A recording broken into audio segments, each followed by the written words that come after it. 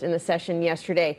Is this bond rally going to continue? Yeah, well, interesting. I mean, you've got to start asking yourself how much further can it go based on, the outlook for the economy, the outlook for inflation, and so on and so forth. I think particularly interesting, look at that 5s, 30s curve, How much lower can short-term yields go? We're already pricing in something like 6 cuts by the end of next year. Will the Fed go for any further than that? It would be quite aggressive. And if not, then perhaps, that sort of puts a little bit of a floor under the short-term yields. And what we've seen, I think, quite recently, interestingly, in the last couple of weeks, is actually that the curve has started to flatten a little bit. The 30-year has been coming down a little bit further. There was pretty decent demand at the auction yesterday. I think that spread got to 120 basis points. It's now back around 100.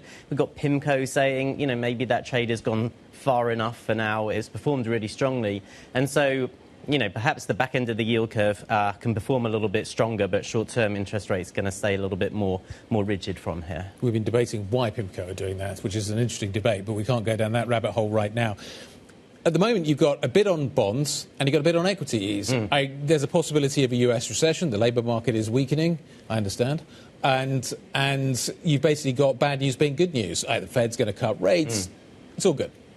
How long does that narrative get maintained for? So interesting, isn't it? But it's still going, right? All around the world, we've got Asia getting close to a record high. Have a look at the industrial metals there. Performing well, about to have a bit of a breakout on copper by the looks of things as well. Some interest going on there. So it all projects that kind of economic strength.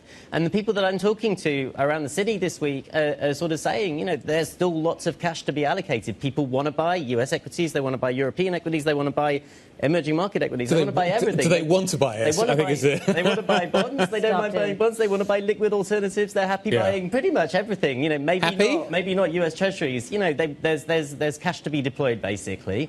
And excitement about the economy, which is kind of strange, given what you said about the outlook and the slowdown and stuff like that. But for now, the music is still playing. People are still drinking from the punch bowl. Drinking from the punch bowl, right. I want to just mention that, we're having these all-time highs in stocks happen alongside nearly all-time highs if you're looking at inflation-adjusted gold.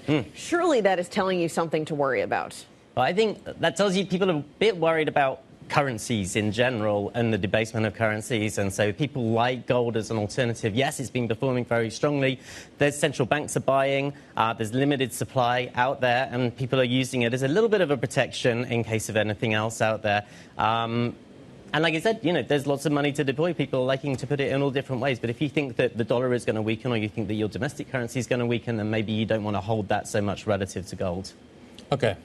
Paul, it's been great to have you in London this week. Thank you very much indeed for joining us. Any takeaways from London, apart from the fact that you can't get anywhere? Can't get anywhere. Rains a lot. No, I was out and about yesterday in the evening. I've been surprised at how resilient the city is, how many people managed to make it in. And I think that speaks to, at least in the city, the people are happy. The streets were busy. People, a lot of bikes around. Yeah. But so there's that at least. I mean, obviously, industrial production numbers today didn't look as rosy. Don't do that.